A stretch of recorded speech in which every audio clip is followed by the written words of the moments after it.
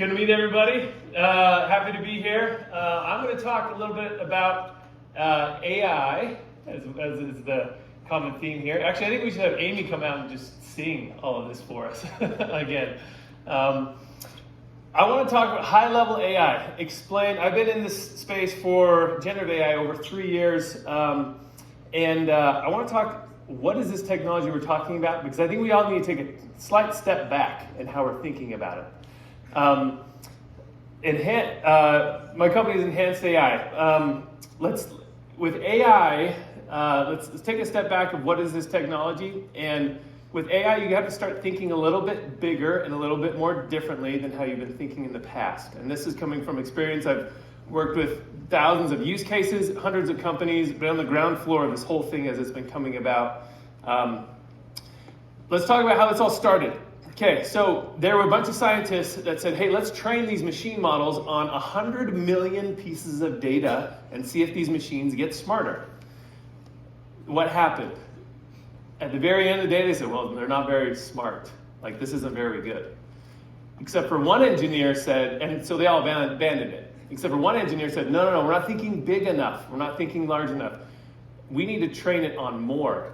Let's train it on 175 billion pieces of data and see how smart the machine gets. At the end of the day, it was at the growth curve of the intelligence of the machine was just at the very beginning. And they would actually, 100 million pieces of data seems like a lot, right? When they did that, it was 0.5% of what they actually needed to train it on. And when they actually trained it on the full 175 billion, boom, ChatGPT, or not ChatGPT, it was GPT 3.5 came out. And it was actually a pretty smart model to start using. So with AI, I just want to challenge everybody to ignore or think beyond the common theories that are out there. That's what we really have to do when you start putting it into your business, and how do you make it really practical. So who am I? Brad Moss. I've been in this space for a little while now, worked at Amazon, managed a multi-$100 billion platform there, new business there, worked with lots of other big companies along the way, and this is my latest venture, which is super fun and exciting because I've always been on the forefront of technology and never have I had more fun than I'm having now in this AI space. So being deep in these use cases, these models, what I've realized is that for the last 40 years, we have been using the left brain of technology. If you consider technology a right and left brain, we've been using the left brain. So what does that mean? Data centers, exact data, exact science of where's the specific point that we're getting. We're loading information into the left brain. We're getting exactly what we want out of it. AI is the right brain of technology, is now here. What does that mean? It's different, right? Everyone's like, well, it's hallucinating. No, it's just a different side of the brain. It's different technology. It can complete your sentence for you. The other technology could never do that before.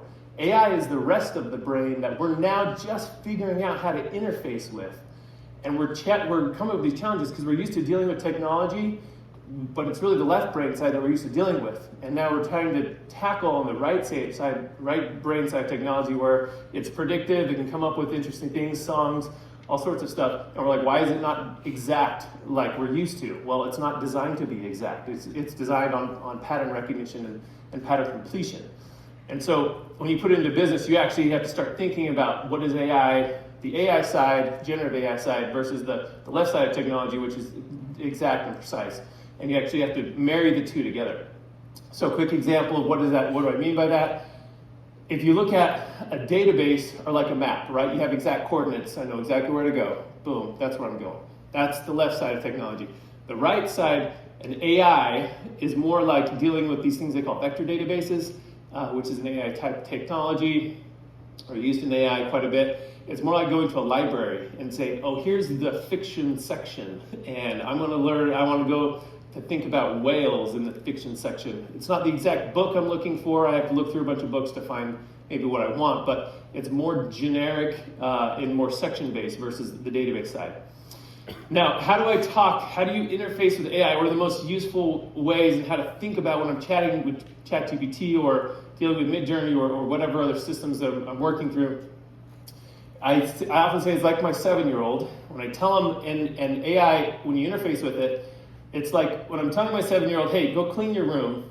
And And he's gonna go clean his Legos and come back and be like, Dad, I've cleaned my room, I'm all done. I'm like, no, you didn't make your bed, you didn't clean up your clothes. And if I give him a exact list of what things to do, hey, do these 5 things, he's actually gonna go do them and be like, no, I cleaned my room, and be all proud of himself, and he can go off. And AI, many times you hear, right, you have to be exact what you want out of it, precise. Now, there's another limitation on the other side. If I gave my 7-year-old 30 things to do, I said, hey, here's your list of 30 things to do and clean your room, he's gonna do like 2 of them and be like, just get lost and come back like, I think I did it, Dad. But at the end of the day, his mind just got overloaded. And when dealing with models, you've all faced this, or if you've tried to load a lot of data in there, like it just gets overloaded. These models are not quite smart enough to like have these huge lists of millions of pieces of data like we're used to dealing with. So it's really similar. Now, where a lot of people, when they talk about AI, it's like, hey, can it be this magical thing that just kind of does everything for me? Like, can I just give it to AI and it does it all? No, it's a technology that's evolving. And I like to say that there's a really small set of use cases where it will do 100% of the job for you. Now, there's a larger set of use cases, it will do 90% of the job for you.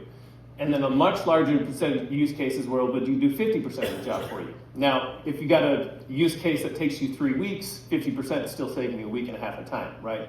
So that's leaning into the adoption of AI.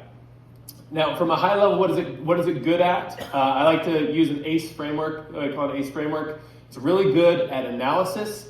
It's really good at creativity and really good at execution.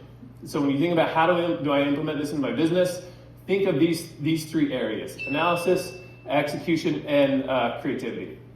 The analysis side,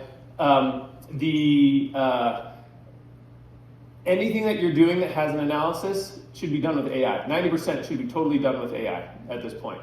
Or you should work on creating that. We have a project we put in place for a consulting company. It used to take 3 months.